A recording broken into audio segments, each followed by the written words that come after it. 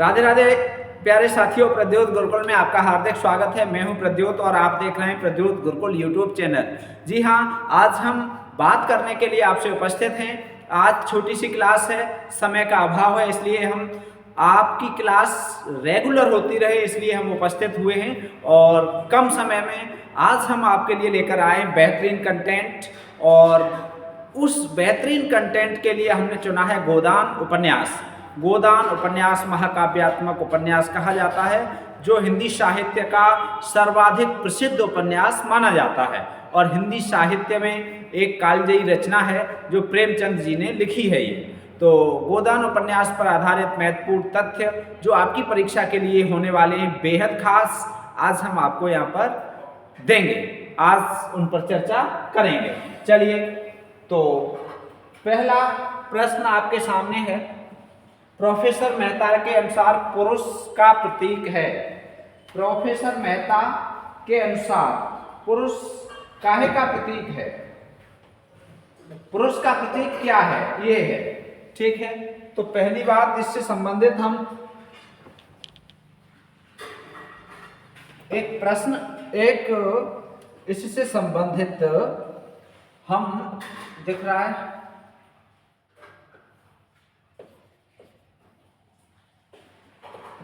एक कथन पर चर्चा करेंगे, ठीक है। क्या बाज को, सही दिख रहा है क्या? सही कलर नहीं है। बाज को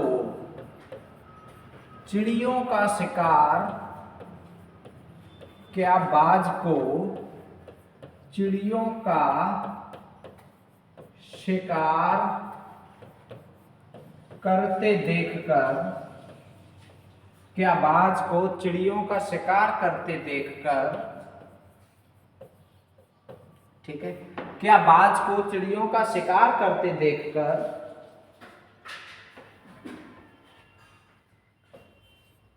हंस को यह शोभा देगा कि, हंस को यह शोभा देगा कि, हंस को यह शोभा देगा कि वह मानसरोवर की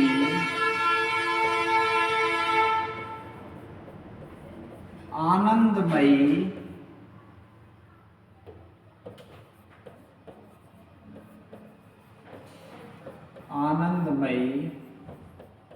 शांति को छोड़कर, शांति को छोड़कर चिड़ियों की शिकार करने लगे, चिड़ियों की शिकार करने लगे, शिकार करने लगे, ठीक है। चलो, ये जो कथन है ये परीक्षाओं में बहुत पूछा जाता है। पहले तो पूछा जाता है ये किस ग्रंथ से है, तो ये उपन्यास से है, गोदान से, ठीक है, प्रेमचंद का है, ठीक है। क्या बाज को चिड़ियों का शिकार करते देखकर हंस को यह शोभा देगा कि वह मानसरोवर की आनंदमयी शांति को छोड़कर चिड़ियों का शिकार करने लगे, ठीक है। ये प्रोफेसर मेहता का कथन है। इस उपन्यास में किसका कथन है? प्रोफेसर मेहता का, ठीक है। प्रोफेसर मेहता इस बात को कहते हैं, ठीक। क्या कहते हैं? क्या बाज को चिड़ियों का शिकार करते देखकर हंस को यह शोभा देगा कि वह मानसरोवर की आनंदमयी शांति को छोड़कर चिड़ियों का शिकार करने लगे, ठीक है।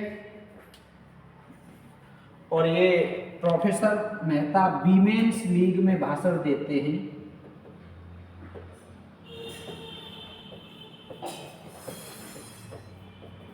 वीमेंस लीग में भाषण देते हैं, ठीक है।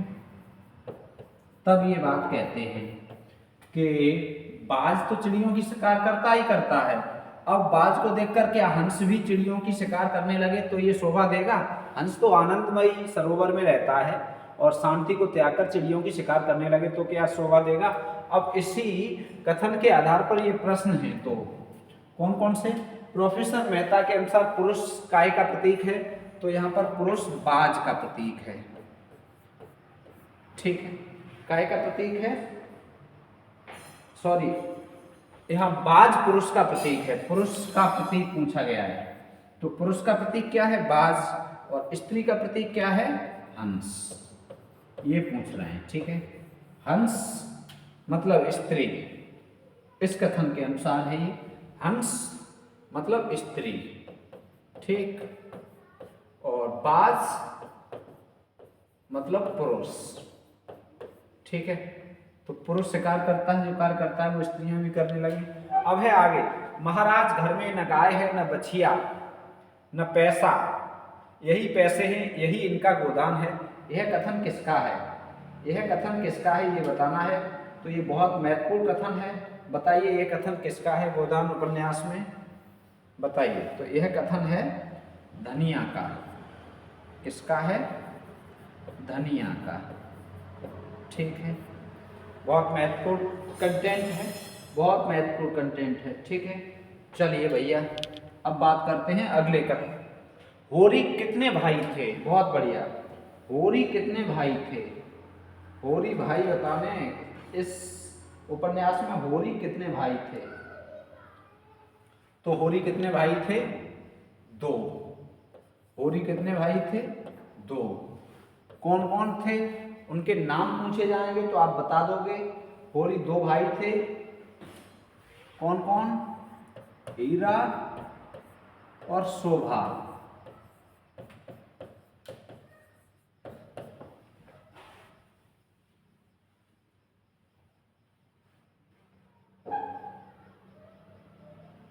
ठीक है, अगला है होरी की पत्नी का नाम क्या है?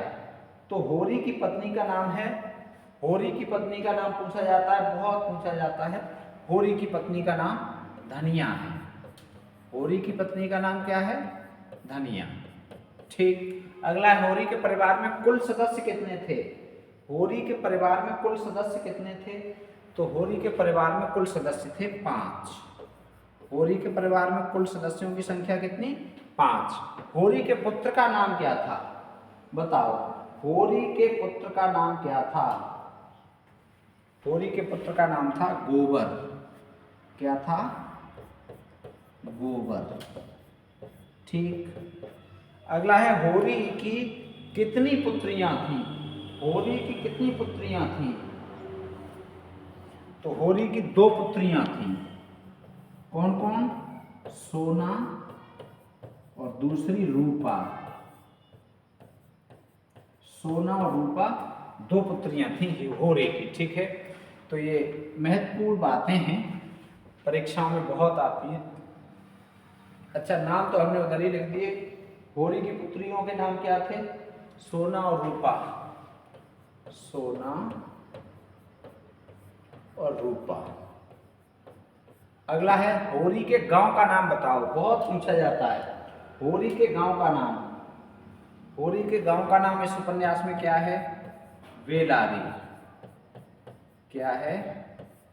वेलारी। अगला है राय साहब के गांव का नाम बताइए। तो राय साहब जो अमरपाल सिंह हैं, उनके गांव का नाम है सेमरी। क्या है उनके गांव का नाम? सेमरी। ठीक, प्रेमचंद का अधूरा उपन्यास बताइए। तो प्रेमचंद का अधूरा उपन्यास क्या है? मंगलसूत्र। कौन सा है? मंगलसूत्र। ठीक, गोदान का प्रकाशन वर्ष बताइए। तो गोदान का प्रकाशन वर्ष है 1936 ईस्वी। 1936 ईस्वी। ठीक है, चलिए तो भाई इतना ही है आज, इतना ही महत्वपूर्ण कंटेंट है। इसकी PDF भी हम दे देंगे आपको ग्रुप पर। ठीक है, आज इतना ही, समय का अभाव है, भले ही छोटी क्लास है लेकिन बहुत महत्वपूर्ण साबित होगी। राधे राधे।